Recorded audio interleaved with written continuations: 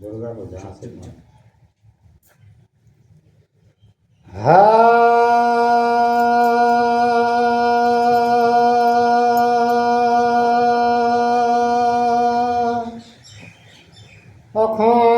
अखण्डमण्डलकरं व्याप्तं येन चराचरं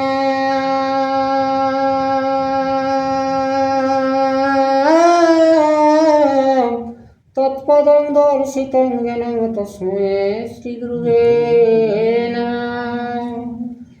बागे शब्दसमनास सर्वार्थानामुपक्रमे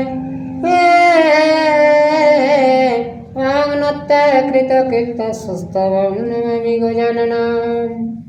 शुक्लाम्बरधरं विष्णु शशिवर्णं चतुर्भुजं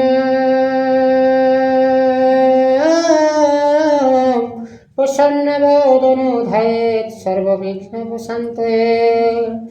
वन्दे बधमं नित्यं गुरुं शङ्कररूपिणं जमाश्रितो हि वक्रः चन्द्र सर्वत्र वन्दते। नमो धर्माय महते नमो कृष्णाय वेधसे ब्रह्मणेभ्यो नमस्कृत्य धर्मं वक्ष सनातनं। व्यासं वसिष्ठैर्नप्तारं शक्रे पुत्रं मकलमशं पराशरातनजं वन्दे सुगतां तपोनिधिं। व्यासाय विष्णुरूपाय व्यासरूपाय विष्णुवे नमो वै ब्रह्मविदये वसिष्ठाय नमो नमः। जं ब्रह्मा वरुणेन्द्र रुद्रमरुतस्तवन्ति दिव्यैस्तवये वेदै साम्रपदकर्मोपनिषदयै गान्ति जं सामगा।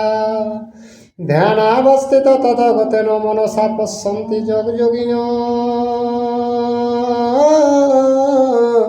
यस्यातनं विदुषुरासुरगणा देवाय तस्मै नमः। मुखं करोति वाचालं पङ्गुलं लङ्घयते गिरिं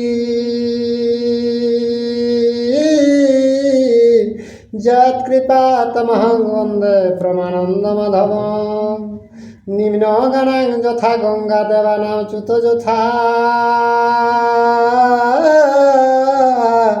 वैष्णवानां यथा शम्भु पुराणानामिदं तथा वेदे रामायणे चैव पुराणे भारते तथा आदावन्ते च मध्ये च हरि सर्वत्र गीयते। नारायणं नमस्कृत्य नरं चैव नरोत्तमं देवीं सरस्वतीं व्यासं ततो जयमुदीरयेत्। जय श्रीराम।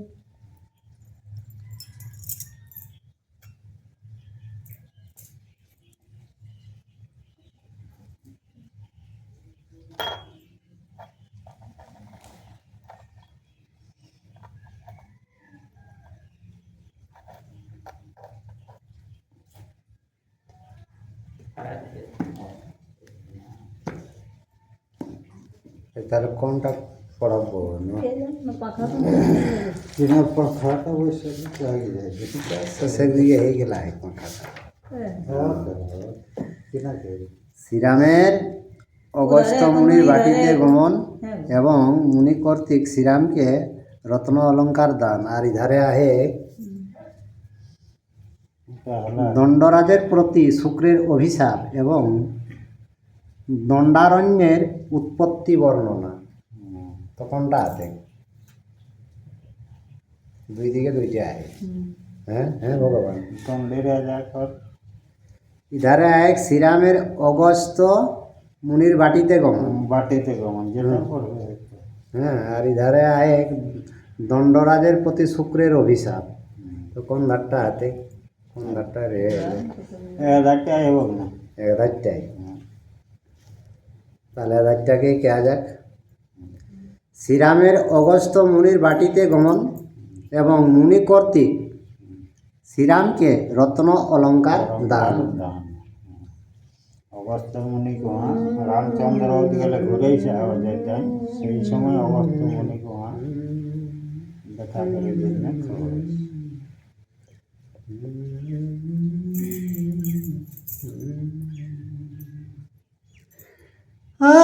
শ্রীরামের সম্ভাসে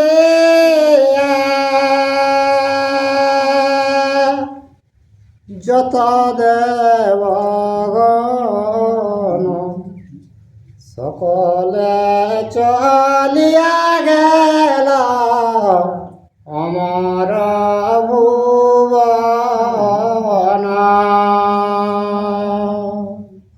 প্রভু রামচন্দ্রকে যতেক দেবতারা ওকে সঙ্গ মিলামিশা বিদায় লিখে আর অমর ভুবন দেবতারা সজালা। আর সৈন্য সাহ রামচন্দ্র জানত তখন অগস্ত্যের বাটিতে দিলেন দর্শন।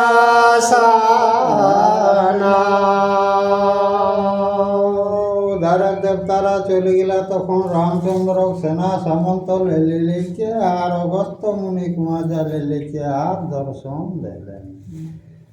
আর অগস্ত্য চরণ রাম করেন বন্দন পাদ্যর দিলা দিল বসিতে আসন দিয়া দিল।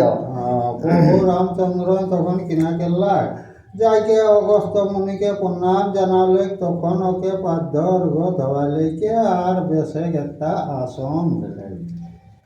আর যেই অলঙ্কার কর্মার নির্মাণ রত্নয় অলঙ্কার মনি রামে দিলা দান। তো যে অলঙ্কারটা নিজে বিশ্বকর্মায় তৈরি করবে সেই অলঙ্কার এতনা দিন একর উহার এলিক মুনি কাতে সেইটা রামের কাছে আজ অর্পণ দিলেন। আর রাম বলেন সুনামুনি না হয় বিধান ক্ষত্র নাহিল ব্রাহ্মণের দান।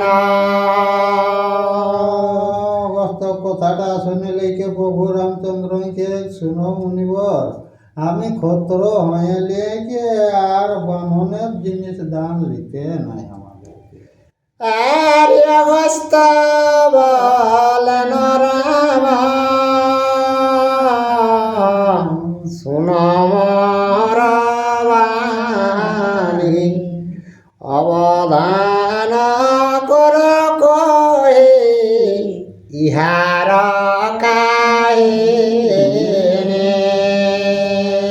তো অগস্ত্যকে শুনো প্রভু ইয়ার যে ভাবের বিধানে তৈরি হয়েছে সেই পুরানা কাহিনীটা শুনো। আর সত্য যুগে বিধি ব্রাহ্মণের পূজা ব্রাহ্মণের পূজা করে যত ক্ষত্র রাজা। তোকে এক বিধি এইরকম অনেক ব্রাহ্মণদের পূজা করে সেই কারণে ক্ষত্রিয়রা সবসময় ব্রাহ্মণদের পূজা মানতে হয়েছে। আর স্বর্গে ইন্দ্র রাজ করে দেবের পালন পৃথিবীতে ক্ষত্র রাজা পালেন ব্রাহ্মণ। তো স্বর্গের রাজা ইন্দ্র হলা 33 কোটি দেবতাকে পালন করে আর প্রত্যেক রাজা আলা ক্ষত্রিয়রা তো ব্রাহ্মণ রাখলে ওরাকেই বড় চিরদিন মানি আইলা। আর লোকপাল স্থানে ক্ষত্র নামে ক্ষত্র রাজা লয়ে গেল যত্ন করে ব্রাহ্মণের পূজা। ক্ষত্র কুলে একটা ক্ষেত্রকে রাজা রে লাগতো তেই ব্রাহ্মণরাকে লেগিলে কে আর পূজা পাঠ করাবে। আর ইন্দ্র রাজার পুরে ক্ষত্রি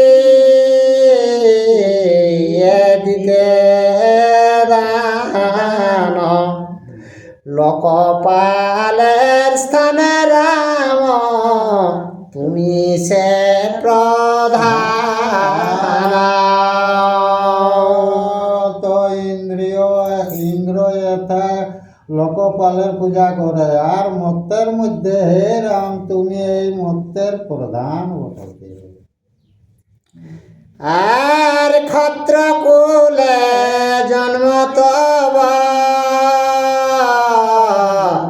বিষ্ণু অবতার তোমারে করিতে দান উচিত আমার। তোকে তুমি ক্ষত্রিয় কুলে জন্মেলে কে বিষ্ণু অবতার বটো তুমি, তো তোমাকে দান দিয়াটা আমার কর্তব্য বটে যে অবস্থ মনে। আর তোমার শরীর যোগ্য এই অলঙ্কার অলঙ্কার দিয়া মুনি কইলা পুরস্কার। অগস্ত্যকে যেটা তোমার উপযুক্ত জিনিস তোমার হাতে এটা থাকাটা উচিত কে লিখে আর সেইটা দাম দিলে আর কিনা আর অগস্ত্য মনটা শান্তি এলে। আর শ্রীরাম বলেন মুনি জিজ্ঞাসে কারণ কোথায় পাইলে তুমি এই আভরণ।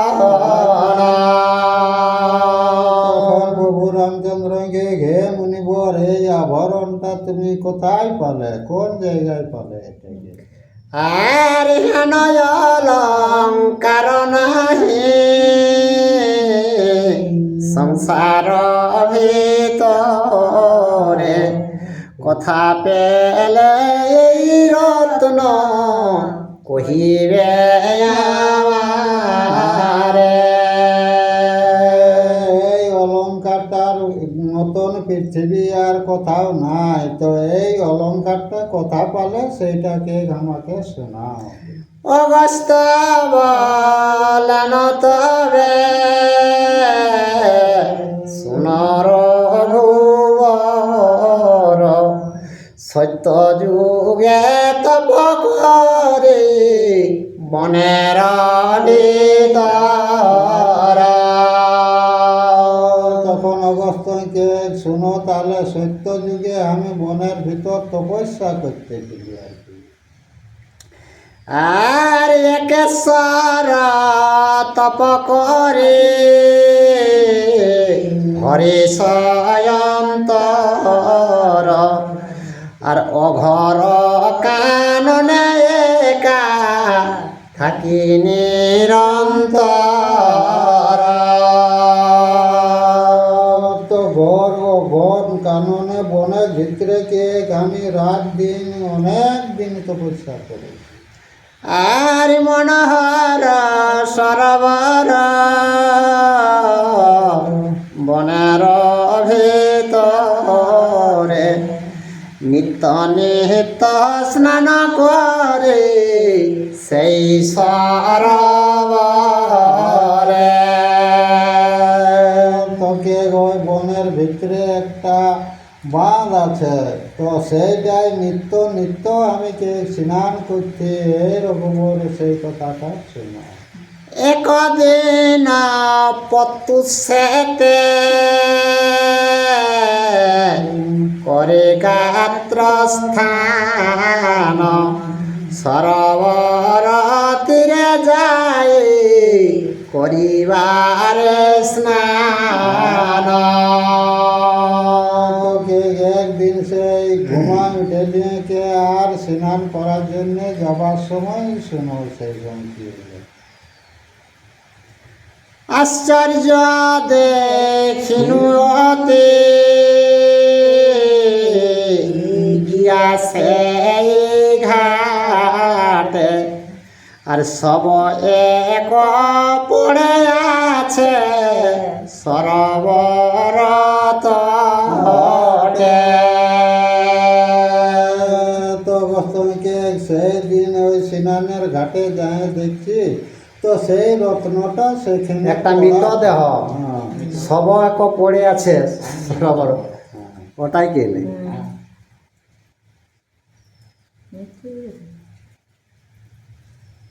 এটাই হ্যাঁ এতই সব এক পড়ে আছে সরোবর তটে, মানে একটা মৃত শরীর হুয়া দেখি পাওয়া যায়। হ্যাঁ। মৃত দেহটা দেখি পাইছে। আর মোড়া হয় ক্ষয় নাহি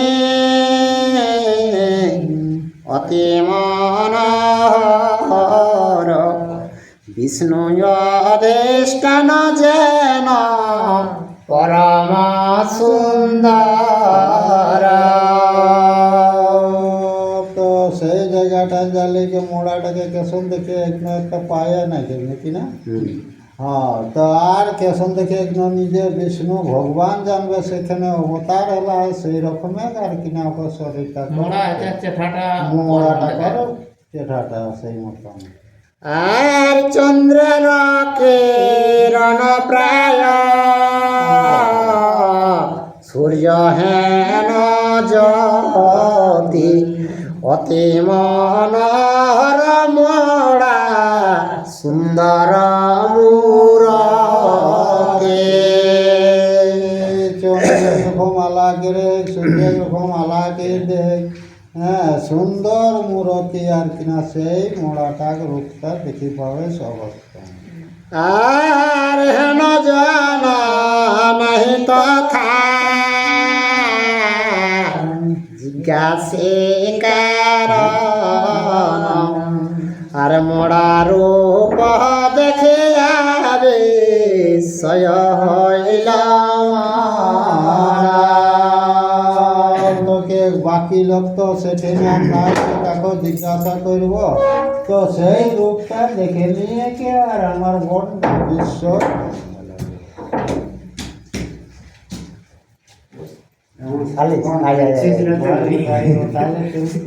তো কি করে এমন সময় বল করছে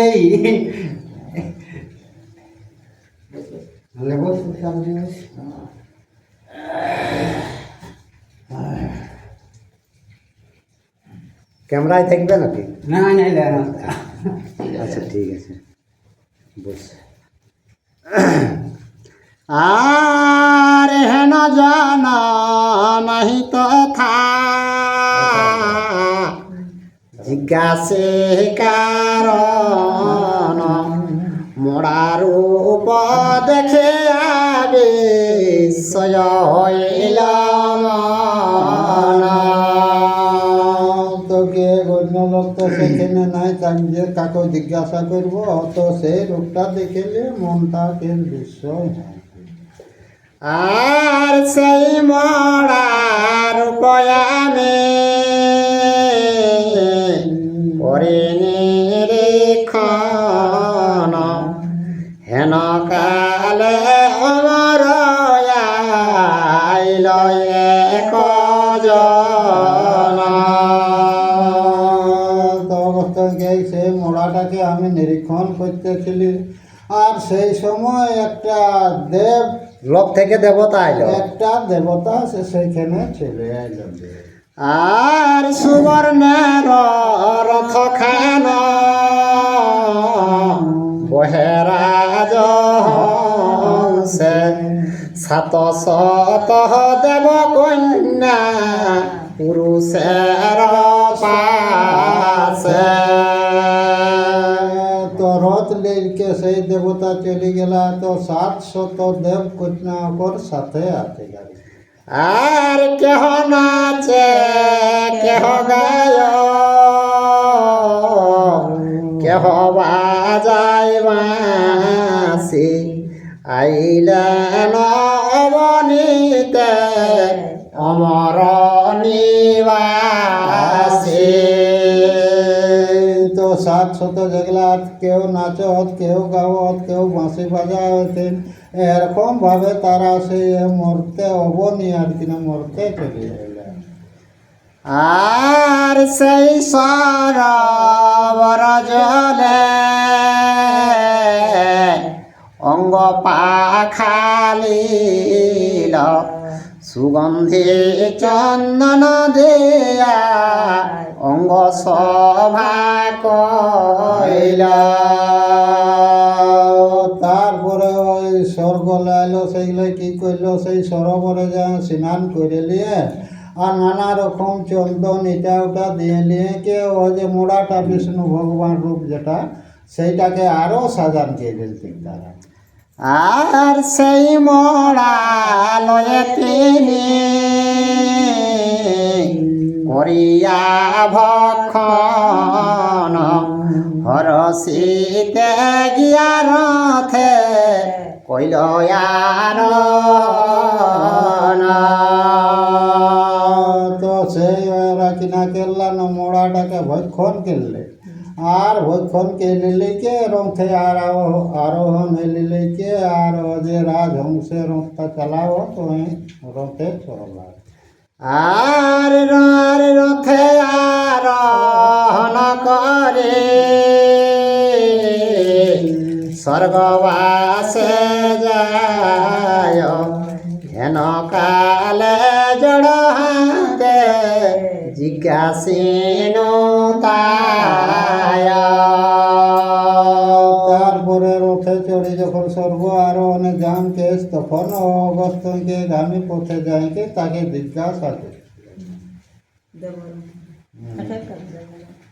আর দেবরথে চড়িয়াছ দেব অবতার, দেবতা হইয়া মোড়া করিলে আহার। তো দেব রথে তুমি চড়ে কে দেব অবতার বটো, আর তুমি এই যে মোড়াকে আহার করলে সেইটার কারণটাকে জানা। আর ইহার বৃত্তান্ত মরে কহ দেখি শুনি, কহিতে লাগিলা মরে করি জড় পানে। অবস্থাকে যখন আমি সুধালি তাকে, তখন জোড়হাত করে কে সেইও তখন ও যে দেবতা যে মোড়া খাইতে যায় সেই তাকে তখন শোনা হয়। আর স্বর্গ রাজার পুত্র আমি, দৈত্য নাম ধরি, পিতা বিদ্ধ মানে আমি স্বর্গে রাজ্য করে। স্বর্গ রাজ্যের বেটা বটি আমি চিরকাল সেইটা পুড়িয়ে আর কি বাসা করি। পিতারা মরলে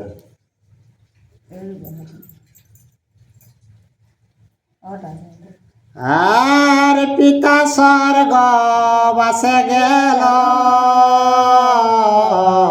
কতদিন পরে রাজ্য ভার দিয়ে আমি কনিষ্ঠ সদরে।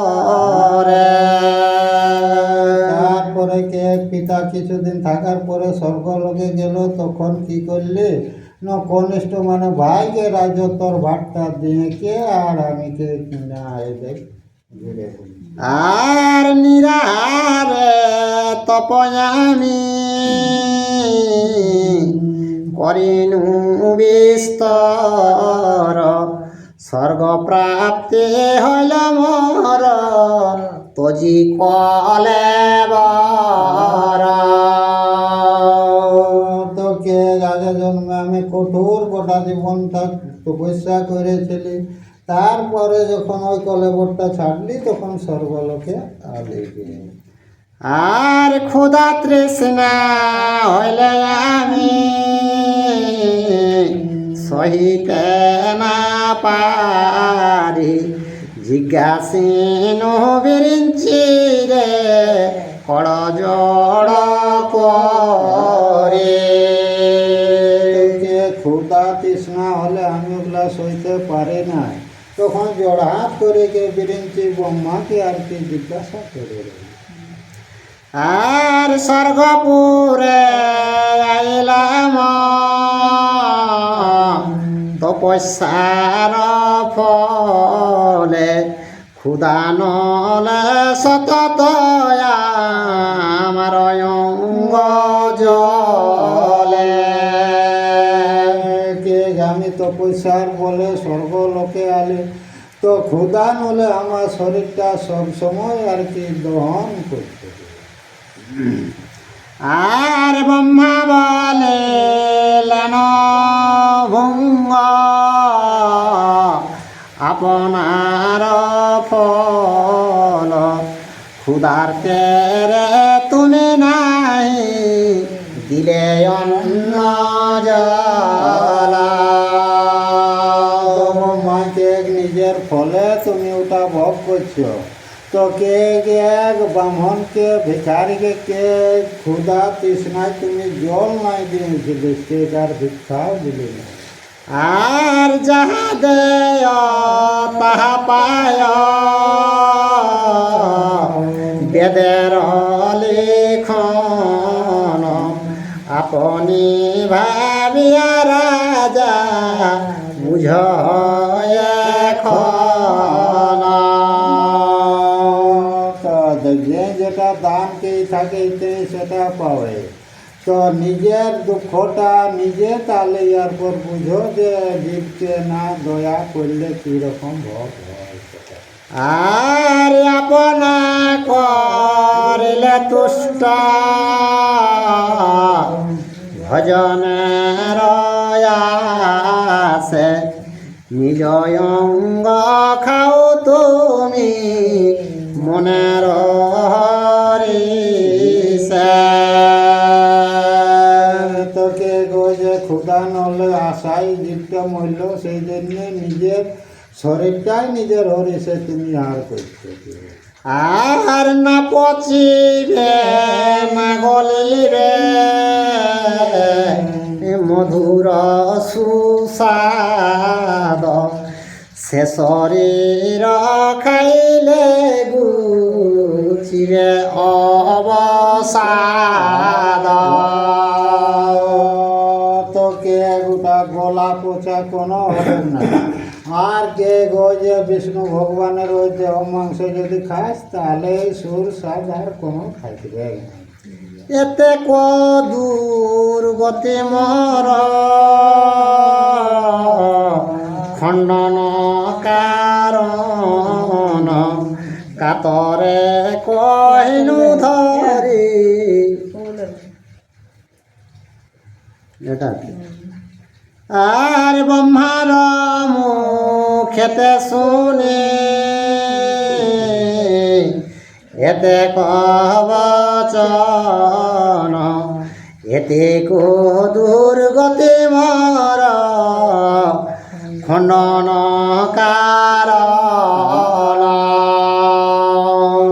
তোকে ব্রহ্মার মুখে শুনে নিয়ে কে আমার এই দুর্গতি খণ্ডনের কারণে কে আমার এইটা ওই মোড়ার মাংস আহার করলিছিল। আর কাতরে কহিনু ধরি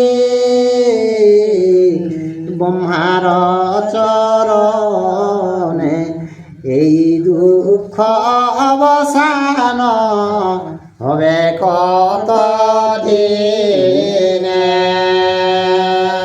তখন কে সেই ব্রহ্মার চরণ ধরে কে কাতু ভিতরে যখন ওকে স্তুতি করলি, যে এইটা আমার কতদিন পরে খণ্ডন হবে এই দুঃখ?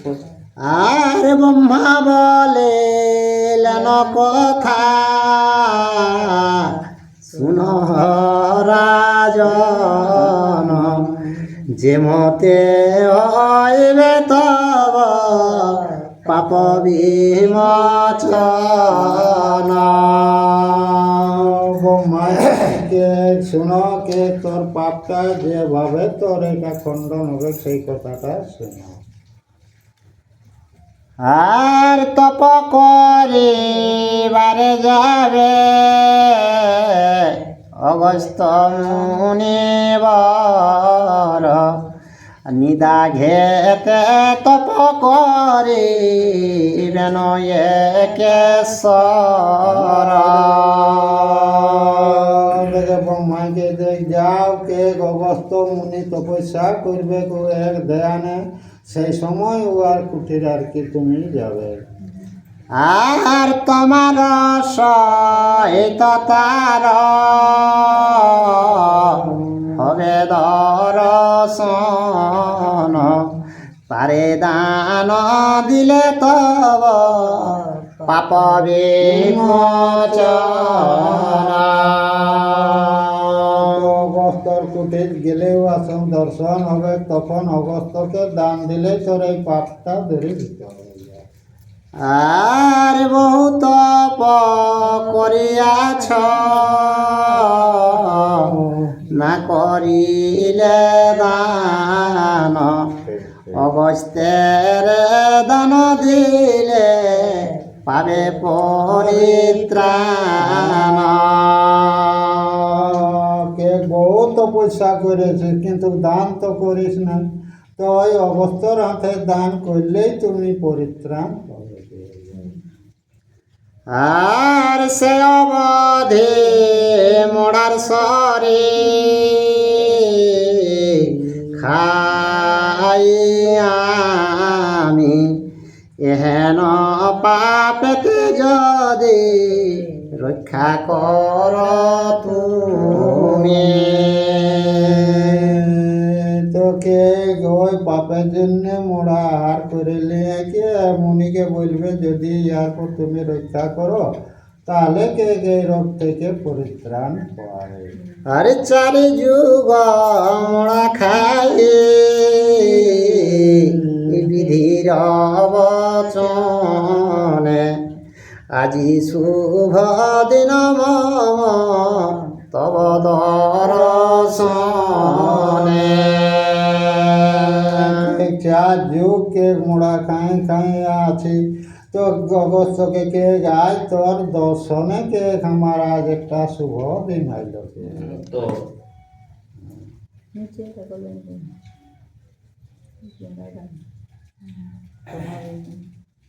এটা আর তোমার না আমার না কয় অন্য গতি, তুমি ত্রাণ করিলে আমার অব্যাহতি। তোকে হে অগস্ত্য মুনি, তুমি যদি আমাকে দয়া করো তাহলে আমার অব্যাহতি হবে।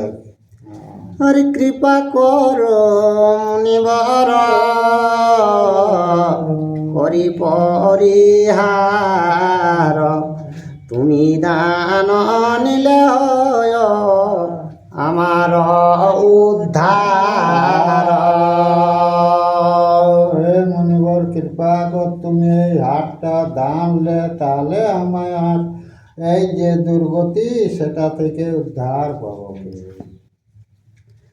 আর তুতি আর স্তুতি বসে দানয় আমি করিনু গ্রহণ, অঙ্গ হইতে খসাইয়া দিল আভরণ। অগস্ত্যকে উহা তুতির বসটাইকে গান বসীভূত হলে তখন উহার অঙ্গ ছিল পড়া, সেটা খুলে নিয়ে আমাকে দিল। আর তার দান লইলাম এই সে কারণ মৃতদেহ নষ্ট তার হইল তখন।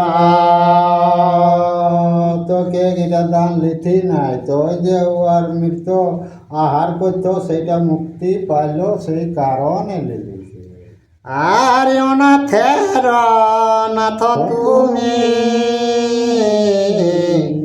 অগতির গতি, তোমারে দান দিলে আমার মুকতি। তো সেই কারণে তোমাকে দান লিয়াটা উচিত বটে। অগতির গতি অনাথের নাথ বটো, একই লিলিকে বশিষ্ঠ রামকে সেই এইটাই আমি অবস্থা। আর মোরে দান দিয়া পাই আছে পরিত্রাণ, মম পরিত্রাণ তুমি নীলে রান। তো যে তোমাকে দিয়ে ও আর মুক্তি লাভ করলো, তো সেই মতনকে আমি তোমাকে যদি দিই তাহলে আমিও মুক্তি লাভ করি। আর অগস্ত্যের কথা শুনে শ্রীরামের হাস, কহ কহ বলে রাম করেন প্রকাশ। জয় শ্রীরাম।